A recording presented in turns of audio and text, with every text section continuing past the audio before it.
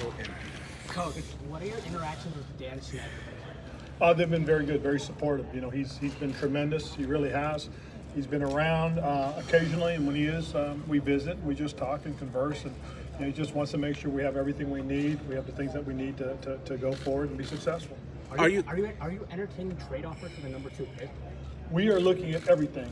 Everything is possible. Everything is an option. What we do, we're gonna decide as a group, and we'll go forward from there. Are you happy with the fact that your quarterback and main wide receiver have rapport with each other already? Absolutely. Very, very, very excited about that. You know, it's an opportunity to have a group of young players that can grow together. That's one thing I find exciting, and it's one of the things that really kind of drew me to this roster is there's a group of young guys, especially in the last 3 drafts, that have played a lot of football out of necessity. They've taken their lumps, they've learned a lot, and now it's going to be up to us to teach and train these young men as we go forward. Hey, Coach, what do you like about Haskins so far, and what do you want him to work on? Well, I think one of the things that, you know, Dwayne's done is he's been around. I mean, you know, he's in the building. He'll pop by, just say hello and wave at you and go get his workout in. He's been around a group of guys that do that, and so he's learning from their example. And one of the things that he and I talked about specifically is that he just continued to grow as a young man, as a person. Do you already have a replacement for Jordan Reed on the roster, or is this what the draft is for this upcoming? This is what the draft is for. You know, we've got to look at a lot of things right now. We got a lot of options as far as replacing the players that we've lost. But, you know, we'll see how things go. And, again, you just never know. Sometimes the answer's on your roster as well. What's it been like getting to know Kyle Smith and working with him? It's been very good. It really has. You know, I got a little bit of a background with his father, AJ. Kyle has his own way of doing things. He's got his own personality, and it's been really good. Kyle is a guy that's always looking to talk about things. You know, he's been great. He really has, and things have been very fluid with him. You know, as we've gone through, you know, we went through our roster evaluations, which we did February 10th. We went through the entire roster in all 3 phases, which I thought was very good. Then we turned around and you know, had a little prep last week for the combine, and he did a great job with that for all the coaches, for myself as well. He's a guy that does his due diligence. He works very hard, extremely hard, and I've been very pleased with it. I think our relationship is very, very good, very strong. Although there's millions of Washington Redskins fans, there's hardly any conformity. They're at each other's throats constantly on, you know, Facebook, Twitter, other things like that. Do you believe your coaching and the fact that you bring a winning mentality can bring some conformity to the Washington Redskins fan base? Well, I just hope the fan base comes back out and cheers for us, because, you know, we can't do this by ourselves. We need them to rally around us. We need them, you know, support us. But at the same time, we got to put a product out there they're willing to come out and support. So it's going to be exciting. It's going to be entertaining, and you know, it'd be good to have the fans behind us. Ron, you said that you guys have looked at all 3 phases on the roster and come up with your assessment there. What is your assessment? Where do you guys feel like you have strong suits? Where do you all feel like you have weaknesses on this roster? Well, we do have some strengths, and we feel very good about those strengths, and we're going to continue to work to develop those strengths. You know, a guy I used to work with always used to say, make your strength stronger. So we're going to most certainly look at all those things. We have several positions that we do feel we've got to add to. We're going to look at those positions. We're going to look at those positions in the draft and in free agency. You know, one of the things that I'm talking with Kyle and his guys, you know, we feel that there's enough out there to be able to try and meet some of those needs. You know, the big mistake is you got to be real careful that you don't try to fill them all just to fill them. You've got to make sure you're filling them with quality, and that's one of the things that we talked about as far as the free agency is right now.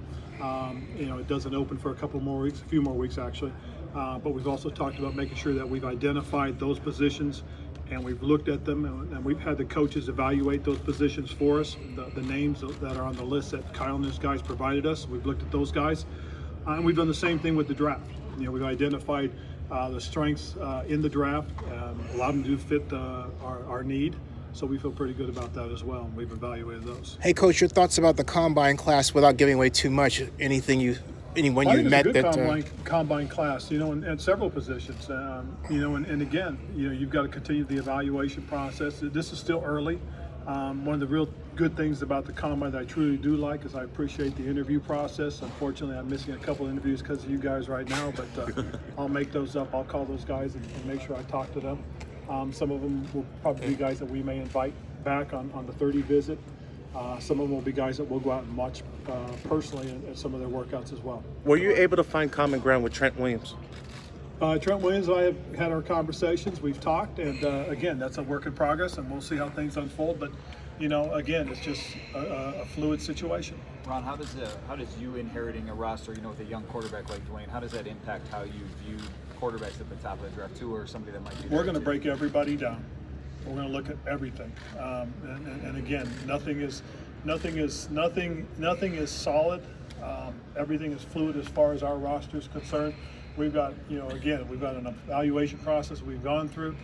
We know what we'd like to do, and we're going to go forward with those decisions, and again, you guys will see how it unfolds. Coach, when you look at how some of the young receivers in the league are performing, like Terry McLaurin in Washington, DJ Moore in Carolina, do you feel like receivers are getting to the league more prepared than they were before, or do you think teams have a better handle on how to use younger receivers? I think it's a combination of things. I think teams are starting to understand, how you use players.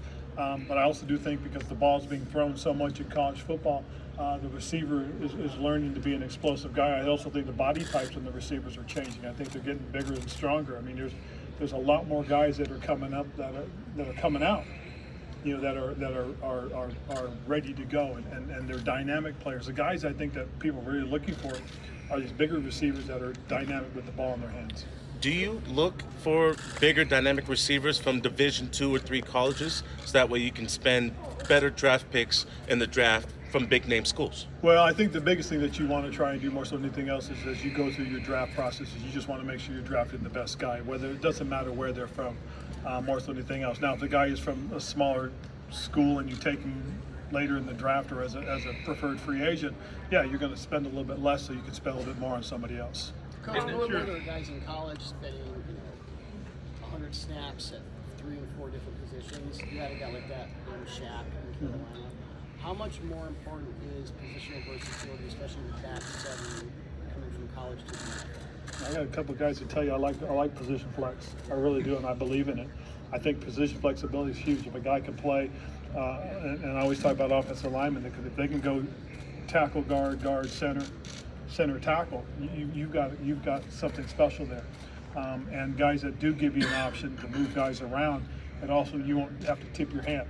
Shaq was a great example. Here's a guy that could play the nickel position for you and cover and run with a lot of receivers, and then at the same time go back into the box and play the Sam linebacker position for you. That's an invaluable player. That's the kind of player that you look for in the draft, is a guy that has position flexibility. Do you feel like you have a guy like that in Washington? I think we have some guys that do have it at different positions. I think the closest guy that we have, this guy that I find very intriguing, is Cole Holcomb, a linebacker that they drafted last year that Kyle found out of North Carolina. He did a little bit of that for the team. He played out in space a little bit, came back into the box and played as a box linebacker. So, those are the kind of guys that you want, again, because you want that position flexibility. You also, if you don't have to rotate a guy off the field, if the guy can stay on the field, you can change your defense and your defensive philosophy and look almost instantaneously. But now you start rotating guys in, you tip your hand a little bit that, hey, you're going to your nickel package or you're going to call your nickel defenses.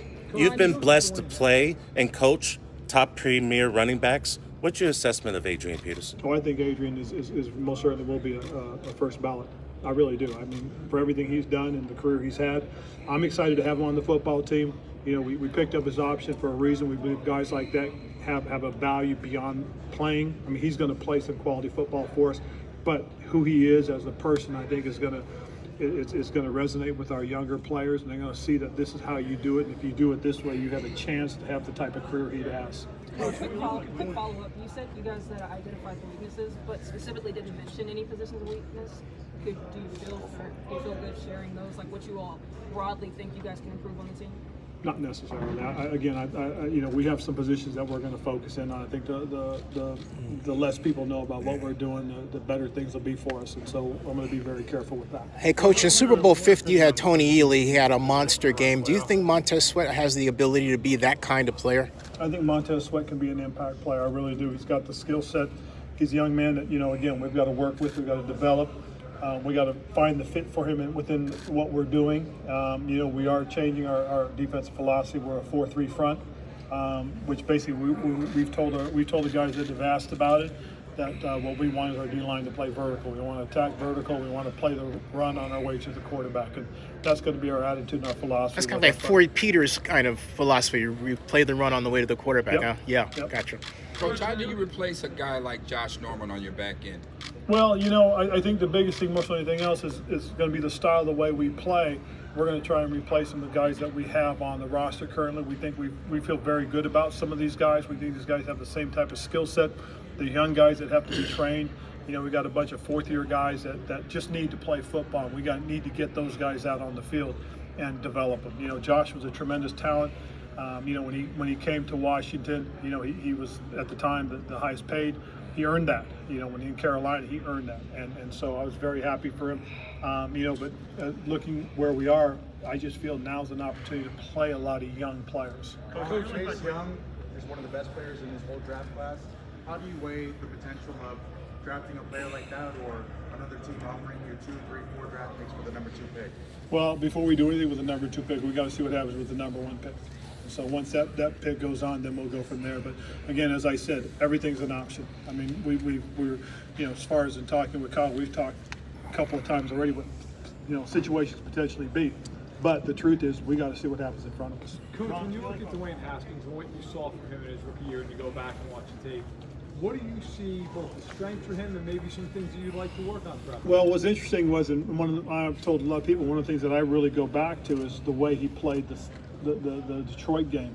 You know, one thing everybody forgets, those early games before he became a starter, I didn't put a lot of stock into because those game plans weren't devised for him. Mm-hmm. But when you start looking at the games that they devised for him, then you try to see, you know, what they were trying to do with him, and then you watch him, and I've had a chance to go back and do that. I see some progress. From the time he started the Detroit game to the very last game he played, I know he didn't play in the last one, but until he got hurt, you look at those things and you say, man, there's some growth there. There's some potential for a young man to be the type of player that, you know, he can be. But the thing that excited me about the Detroit game was the fourth quarter, the 2 drives when they had to score. He was very calm. He was very calculated. He showed his poise. He showed his leadership, and he put them in position to win a football game. And that's what you want from your quarterback, is a guy that gives you a chance to win. The guy who can help you win. You can win because of him, and you can win with him. That's what's exciting. He's got that type of potential, but he's got to grow into it. And nothing will be given. He's not anointed. That's for doggone sure. I'm expecting him to come in and compete and work, and we'll see what happens. There's not another division that's had more transition than the NFC East. 3 brand new coaches this year. Is this division right for the taking? I hope so. I think it's going to be an opportunity, and we'll see. But again, you know, the other coaches that are in this division, I know who Philadelphia is, and we don't know who the Giants are going to be. We don't know who the Cowboys are going to be. But there's a lot of good coaches, and again, we just got to go out and compete and see how things happen. Ron, what's the benefit, of course, to have assistant coaches you're familiar with, but in your case, you were able to get a cap guy in Rob Rogers and then Ryan Vermillion, the training staff. What's the benefit of having guys like that on you? Joe, one of the things that I talked about was trying to develop a sustainable winning culture. You know, we had a little bit of that going for a while in Carolina. We had a 5 good years stretch. Unfortunately, we weren't able to, you know, through attrition, we weren't able to continue that. But that's the starting point. You want to put people around you that are familiar with, you know, what you want, how you want it done. And these are guys that were with me from the beginning. And so they have an understanding of what we want. And so we're going to go out and we're going to try and implement that. One of the things that we had to do, we wanted to do was redevelop the trust in the training room. I couldn't think of a better person than Ryan Vermillion. I really, truly couldn't. I'm very fortunate. You know, I'm going into my 34th year in the league, and I've been around a lot of good trainers. He really makes me believe that he is one of the best ones because of the way he works. Rob Rogers is a guy that, you know, after having hired him, it's been really interesting to hear some of the agents and some of the league personnel tell me, boy, you've got a really good guy in Rob. I never really knew, but I'm working a lot more closely with him now. He's a guy that I know of and know who he is, so I'm excited about having him as part of it as well. Hey, Coach, after switching teams, what are your thoughts on, frankly speaking, the outpouring of respect and also love people had for you and wanting to see you be with another team that quickly? You know, I was very fortunate. I mean, I was in the place for 9 seasons, and you know, the one thing that we really did try to do, we did try to develop the right kind of culture, and I think that's what it speaks to, is that we did have the right kind of place. You know, and again, you know, some things happen that you can't continue. I understand that. I get that.